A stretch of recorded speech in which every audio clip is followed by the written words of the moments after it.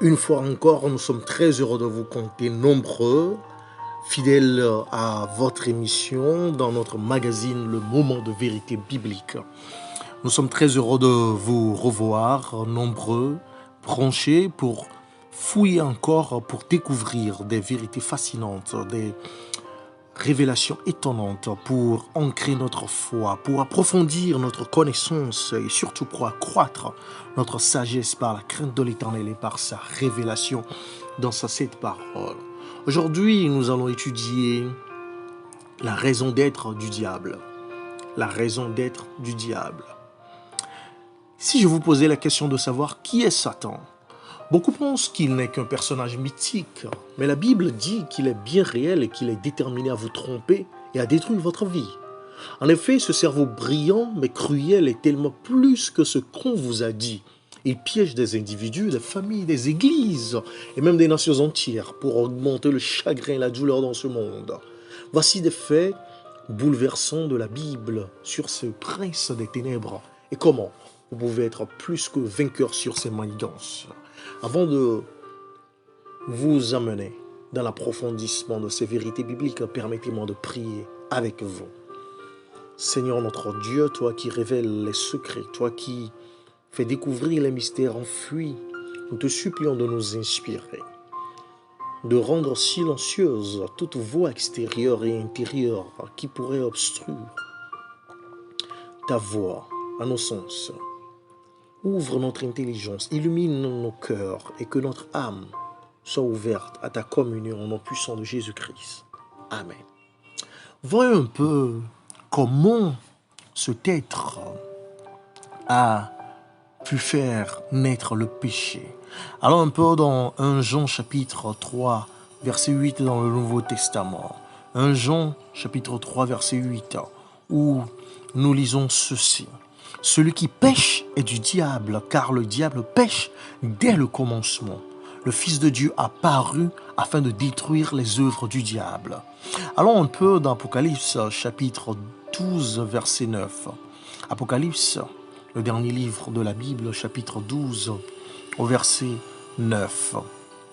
Et il fut précipité, le grand dragon, le serpent ancien, appelé le diable et Satan, celui qui séduit toute la terre. Il fut précipité sur la terre et ses anges furent précipités avec lui.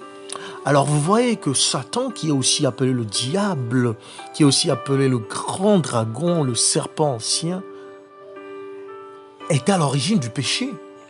Et sans la Bible, l'origine du mal resterait inexpliquée. Cela serait un mystère que nous ne comprendrons jamais. Mais voici que nous avons cette révélation. Et comment est-ce que Satan est venu à pécher? Qui était-il avant cela? Où habitait-il? Comment était-il? Est-ce que nous pouvons avoir l'historique de cette personne, sa biographie? Eh bien, découvrons cela dans Ésaïe chapitre 14, verset 12.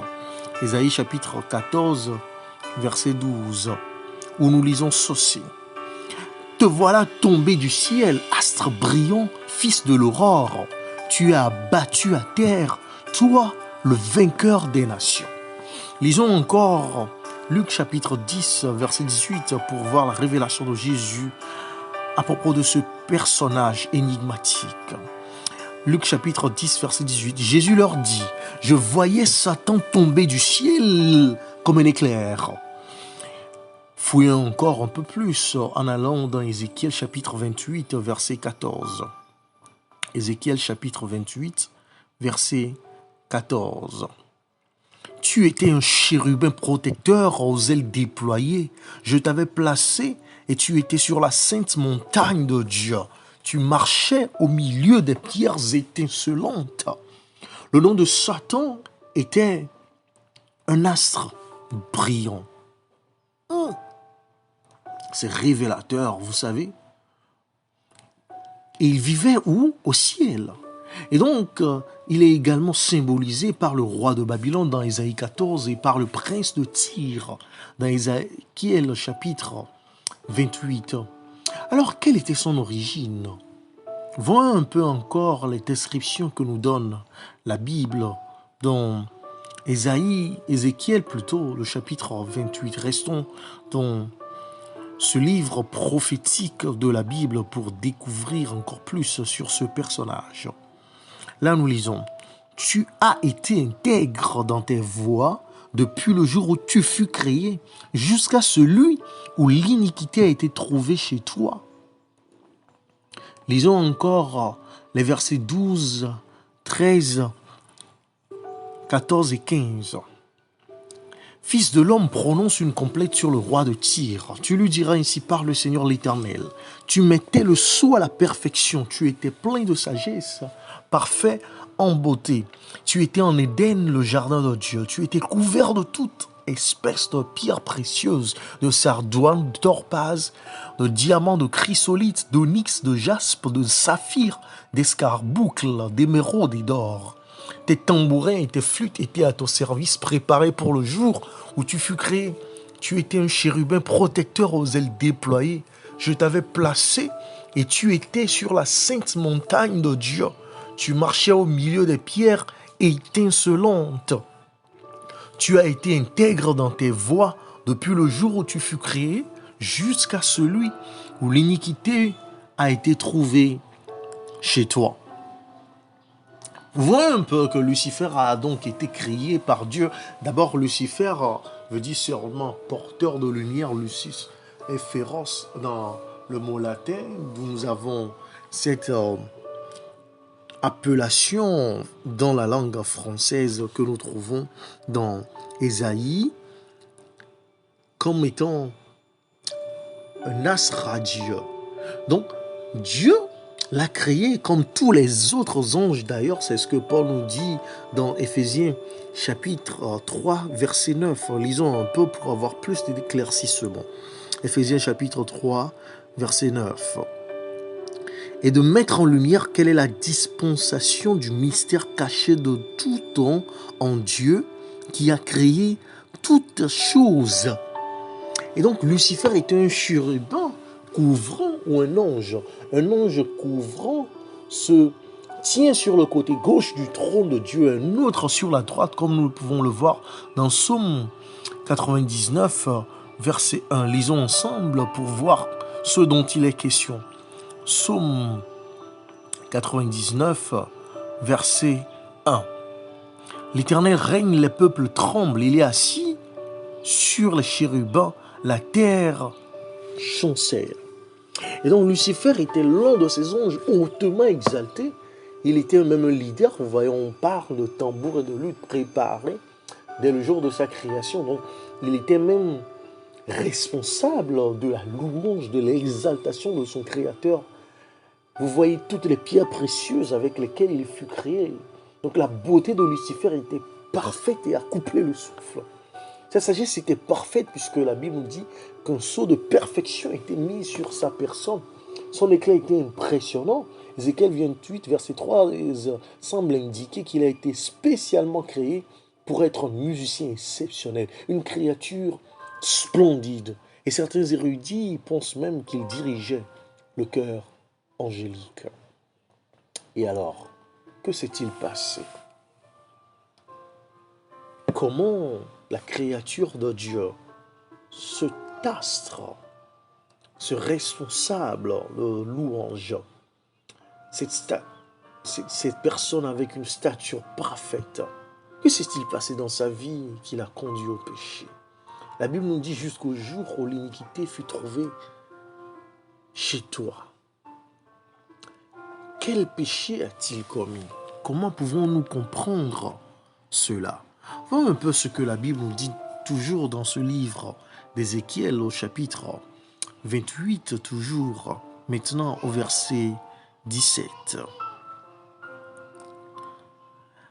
Ton cœur s'est élevé à cause de ta beauté.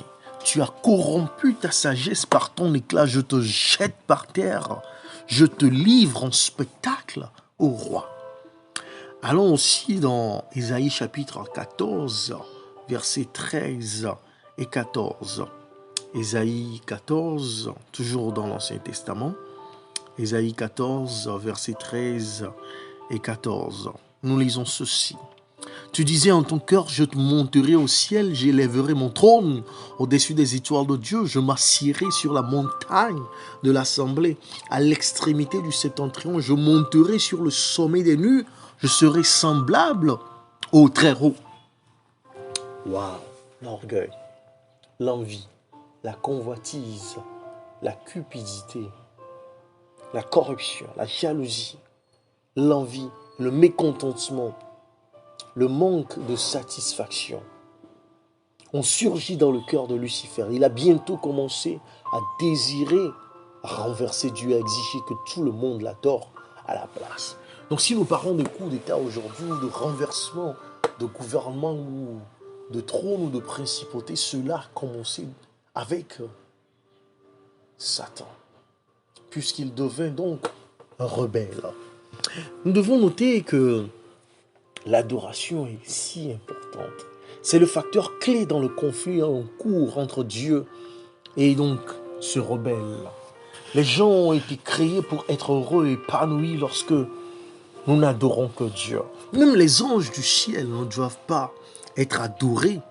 C'est ce que nous lisons dans Apocalypse, chapitre 22, les versets 8 et 9. Lisons ensemble. Lorsque Jean voulait adorer un ange, c'est moi, Jean, qui ai entendu et vu ces choses. Et quand j'eus entendu et vu, je tombai aux pieds de l'ange qui me les montrait pour l'adorer. Mais il me dit, garde-toi de le faire, je suis ton compagnon de service et celui de tes frères les prophètes et de ceux qui gardent les paroles de ce livre. Adore Dieu. Donc nous ne devons qu'adorer Dieu, ni un envoyé de Dieu, ni un représentant de Dieu, ni quiconque ici-bas. Mais c'est ce que Satan cherchait de façon égoïste. Il voulait que cette adoration due uniquement à Dieu lui soit dévouée. Des siècles plus tard, lorsqu'il tenta Jésus dans le désert, l'adoration était toujours son désir central et intesclé. Voilà un peu ce qu'il raconta à Jésus dans Matthieu chapitre 4, versets 8 à 11.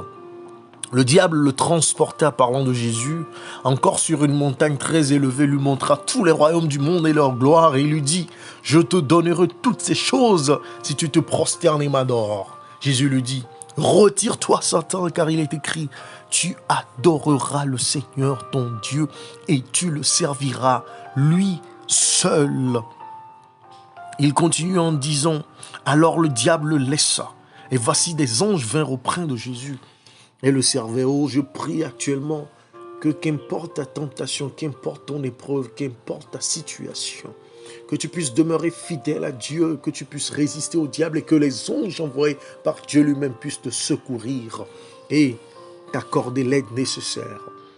Maintenant, ces derniers jours, voyez-vous, alors que Dieu appelle tout le monde à l'adorer, cela exaspère tellement Satan qu'il essaie de forcer les gens à s'adorer. Sinon, à l'adorer où ce sera la destruction. Lisons un peu ce que la Bible nous dit dans Apocalypse chapitre 14, versets 6 et 7, et ensuite Apocalypse chapitre 13, verset 15. Dans Apocalypse chapitre 14, versets 6 à 7, nous lisons « Je vis un autre ange qui volait par le milieu du ciel, ayant un évangile éternel pour l'annoncer aux habitants de la terre, à toute nation, à toute tribu, à toute langue et à tout peuple. Il disait d'une voix forte, « Craignez Dieu et donnez-le gloire, car l'heure de son jugement est venue, et adorez celui qui a fait le ciel et la terre, et la mer et les sources d'eau. » C'est l'appel du Créateur à toute créature. C'est l'appel du Dieu souverain à tout homme et à toute femme, à tout jeune vivant ici-bas. C'est un appel retentissant à travers les siècles et les millénaires pour toute personne. Mais voyons ce que le diable présage, ce qu'il prévoit contre plus qu'un.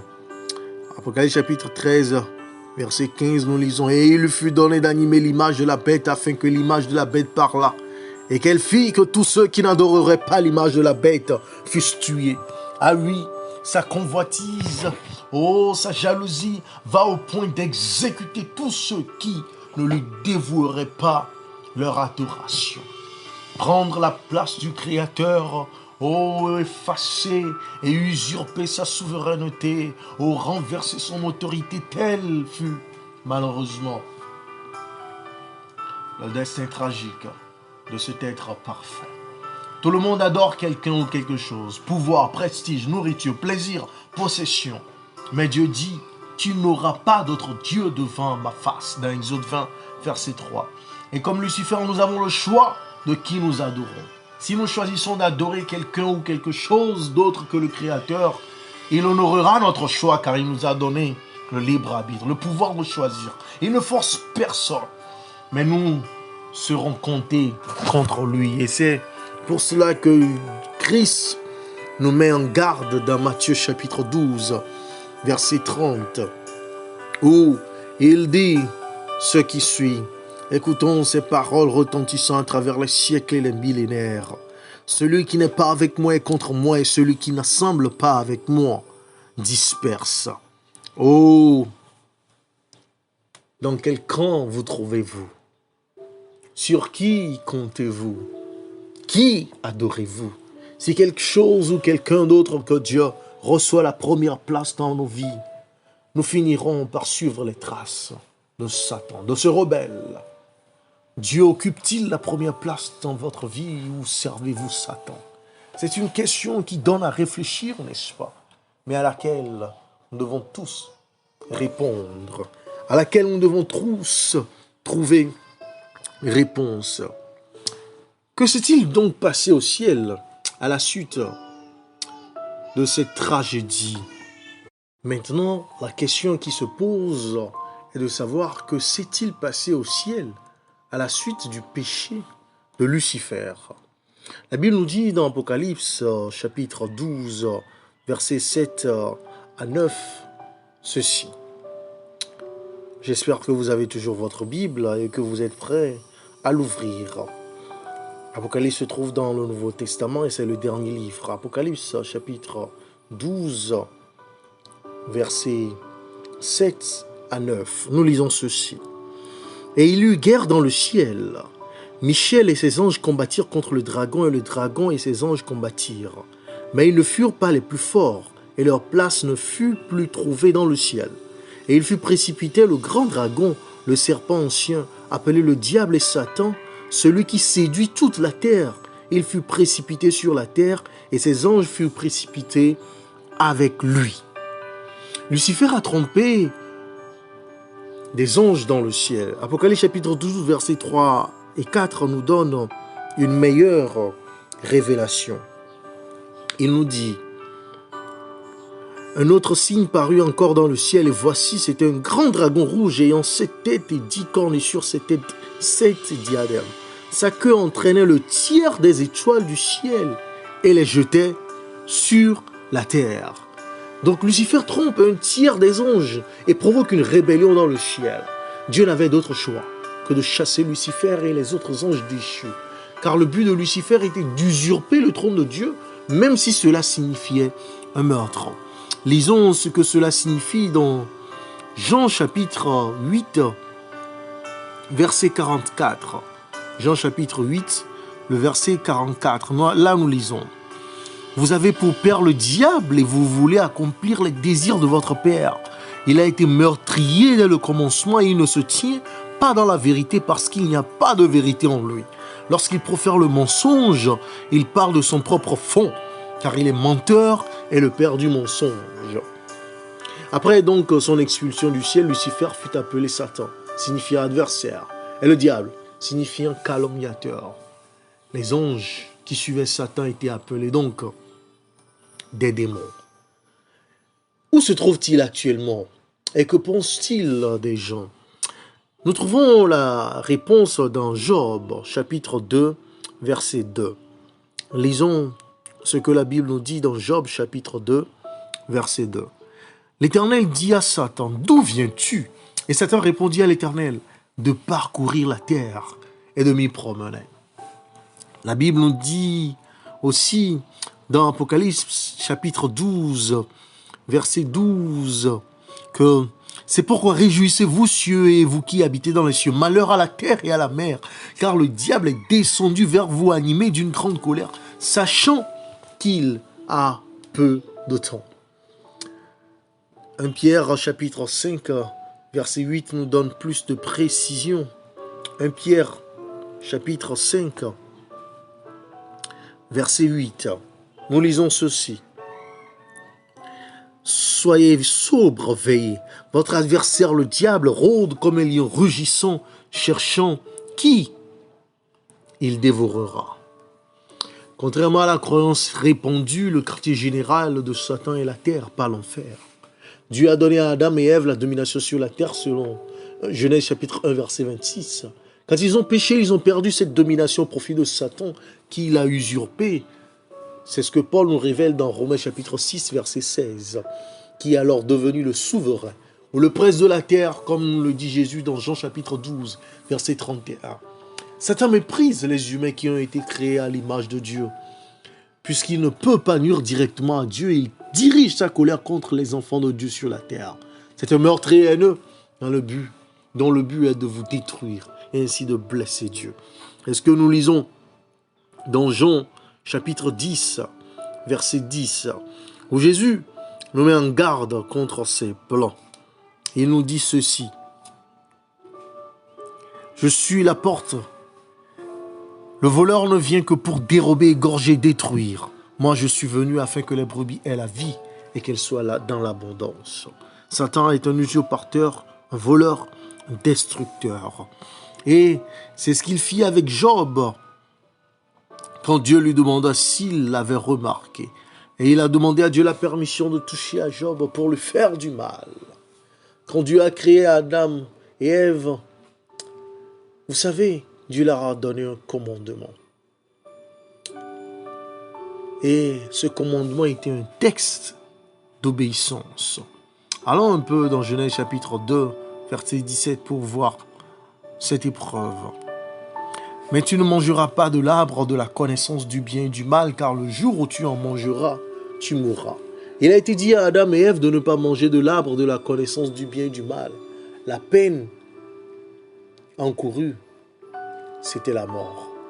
Souvenez-vous que Dieu a créé Adam et Ève de ses propres mains et les a placés dans un beau jardin, le jardin d'Éden, où ils pouvaient manger de toutes sortes d'arbres, selon Genèse chapitre 2, versets 7 à 9.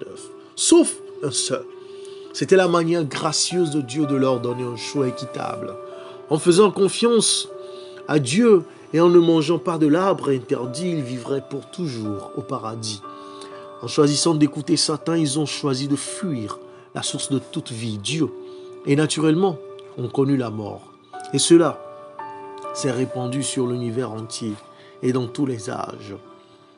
Nous lisons dans Genèse chapitre 3, verset 1 à 5, ce qui suit. Le serpent était le plus rusé de tous les animaux des champs que l'Éternel Dieu avait fait. Il y a la femme. Dieu a-t-il réellement dit, vous ne mangerez pas de tous les arbres du jardin? La femme répondit au serpent, nous mangeons de fruits des arbres du jardin, mais quant au fruit de l'arbre qui est au milieu du jardin, Dieu a dit, vous n'en mangerez point, et vous n'y toucherez point, de peur que vous ne mourriez. Alors le serpent dit à la femme, vous ne mourrez point. Mais Dieu sait que le jour où vous en mangerez, vos yeux s'ouvriront et que vous serez comme des dieux connaissant le bien et le mal. Hélas, aujourd'hui, nous connaissons le bien et le mal sous toutes ses formes. Nous connaissons la mort comme Dieu l'avait annoncé et prédit. Satan a utilisé un serpent, l'un des animaux les plus sages et les plus rusés, les plus magnifiques que Dieu ait créés pour tromper Ève. Certains érudits pensent que le serpent avait à l'origine des ailes et qu'il volait. Parce que lorsque vous lisez des passages comme Ésaïe chapitre 14, verset 29 et chapitre 30, verset 6, vous avez des indications. Rappelez-vous, il n'a pas rampé jusqu'à ce que Dieu l'ait maudit. Cette malédiction que nous trouvons dans Genèse chapitre 3, verset 14. Les mensonges que Satan avait étalés devant Ève étaient « Vous ne mourrez point. Mangez le fruit et vous serez comme Dieu. Vous aurez la connaissance et la sagesse. » Satan qui a inventé le mensonge selon Jean chapitre 8, verset 44, a mélangé la vérité avec les mensonges qu'il a racontés à Ève. Les mensonges qui contiennent une part de vérité sont les tromperies les plus efficaces. Il était vrai qu'il connaîtrait le mal après avoir péché. Oh, par amour, Dieu leur avait refusé la connaissance du mal qui comprend le chagrin, qui contient la misère, la souffrance, la douleur et la mort. Satan a rendu la connaissance du mal attrayante, racontant des mensonges pour déformer le caractère de Dieu, parce qu'il sait que les gens seront plus susceptibles de se détourner d'un Dieu aimant s'ils comprenaient mal son caractère. Et c'est ce qu'il continue de faire aujourd'hui. Et puisqu'il a été chassé du paradis, puisqu'il a été chassé du ciel, il est descendu vers nous, nous a séduits pour que nous puissions être entraînés dans sa chute, pour que nous ne puissions pas aussi jouir des bienfaits qu'il a perdus. Oh, pourquoi manger un morceau de fruit? Était-il une si mauvaise chose qu'Adam et Ève ont été retirés du jardin et ont fait face à la mort, vous demandez-vous? Celui qui sait faire le bien ne le fait pas, c'est un péché, nous dit Jacques au chapitre 4, verset 17 de son livre. Dans 1 Jean chapitre 3, verset 4, la Bible nous dit « Quiconque commet un péché, commet aussi l'iniquité. » Le péché est l'iniquité ou la désobéissance. Alors le Seigneur Dieu dit « Voici l'homme est devenu comme l'un d'entre nous, pour connaître le bien et le mal. Et maintenant, de peur qu'il n'étende sa main et ne prenne aussi de l'arbre de vie, n'en mange et ne vive éternellement. Il chassa l'homme et il plaça des chérubins à l'orient du jardin d'Éden et une épée flamboyante qui tournait dans tous les sens pour garder le chemin de l'arbre de vie. » Nous lisons dans Genèse chapitre 3, versets 22 et 24. Oh, manger le fruit défendu était un péché parce que c'était un rejet de l'une des rares exigences de Dieu. C'était une rébellion ouverte contre la loi de Dieu et son autorité. Oh, vous savez, en rejetant l'ordre de Dieu, Adam et Ève ont choisi de suivre Satan et par conséquent ont amené la séparation entre eux et Dieu. Selon Ésaïe 59, verset 2. Satan espérait probablement que le couple continuerait à manger de l'arbre de vie après le péché et deviendraient ainsi des pécheurs immortels. Mais Dieu les a retirés du jardin pour empêcher cela. Oh, la Bible nous révèle les méthodes de Satan pour blesser, tromper, décourager et détruire les gens. La Bible révèle que Satan utilise toutes les approches imaginables pour tromper et détruire les gens.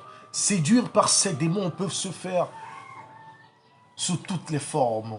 Ces démons qui se font passer pour toutes sortes de personnes, en passant par les fantômes, en passant par les sirènes, en passant par des amis ou des ennemis, en passant par des esprits maléfiques. Satan apparaîtra un jour comme un glorieux ange de lumière avec le pouvoir d'appeler le feu du ciel, d'accomplir des miracles. Il sera même déguisé en Messie. Mais vous avez été prévenus. Alors ne tombez pas dans le piège, car quand Jésus viendra, la Bible nous dit, dans Apocalypse chapitre 1, verset 7, que tout œil le fera. Il restera sur les nuées et ne touchera pas la terre pour qu'on vous dise qu'il est ici ou qu'il est là. Selon 1 Thessaloniciens 4, verset 17. La Bible nous dit que Satan trompe et persécute, selon Apocalypse chapitre 12, verset 9 et 13. Qu'il accuse et qu'il détruit à tort, selon Apocalypse 12, verset 10 et Jean 8, verset 44. Qu'il fait la guerre au peuple de Dieu, selon Apocalypse 12, verset 17. Qu'il emprisonne, selon Apocalypse 2, verset 10. Qu'il fait des miracles et profère des mensonges et des blasphèmes, selon Apocalypse 16, verset 13 et 14, ainsi que Jean, chapitre 8, verset 44. La Bible nous met en garde contre le diable, car il apporte la maladie et afflige, selon Job 2, verset 7. Il utilise les calomnies, selon son nom, le diable, en donnant même des portions de vérité contenues dans la parole de Dieu, comme il l'a fait à Jésus dans Matthieu chapitre 4, versets 5 et 6. La Bible nous dit qu'il nous tend des pièges et est prêt à nous dévorer, selon 2 Timothée chapitre 2 verset 26 et 1 Pierre 5 verset 8. La Bible nous dit qu'il nous incite à la trahison et au mensonge. Il nous pousse à trahir, selon Luc 13 verset 16 et Jean chapitre 13 verset 2 et 21. La Bible nous dit qu'il utilise la possession démoniaque qui entrave notre réussite et notre progrès, selon Luc chapitre 22, verset 3 et 5. 1 Thessaloniciens 2, verset 18 aussi, nous démontre ses plans. La Bible nous dit que Satan apparaît comme un ange de lumière, selon 2 Corinthiens 11, verset 13 à 15, qu'il a des démons qui se font passer pour des hommes de Dieu ou des leaders religieux, selon 2 Corinthiens 11, verset 13 à 15, et qu'il appelle même le feu du ciel, selon Apocalypse 13, verset 13. Oh, cher ami, nous ne pouvons que nous jeter dans les bras du Sauveur, dans les bras du Créateur, afin qu'il puisse nous délivrer, afin qu'il puisse nous sauver, afin qu'il puisse nous montrer la voie de la sécurité. Oh, puissions-nous jeter aux pieds du Seigneur dans notre confusion, oh, dans notre faiblesse, pour trouver secours, pour trouver paix et pour trouver joie et bonheur. Mon appel pour vous est de vous abandonner au Créateur et au Sauveur, tel que le Créateur a pu lui faire face lorsqu'il lui fit la guerre, et lorsque le Sauveur lui fit face dans le désert, il puisse nous accorder cette même victoire par sa puissance. Que le Seigneur vous bénisse, et à la prochaine étude. N'oubliez pas de prier, afin que le Seigneur puisse vous éclairer, vous illuminer, vous inspirer, vous donner un esprit ouvert à sa sagesse, à son intelligence, à sa connaissance, à son savoir, et surtout, nous accorder sa grâce d'être plus que vainqueur sur les œuvres de l'arc-ennemi, au nom de Jésus-Christ. Amen. N'oubliez pas de vous abonner à cette chaîne, à partager ce message, à commenter, à poser même des questions et à nous soutenir afin que ce ministère puisse sauver des millions de personnes. Au nom de Jésus-Christ. Amen.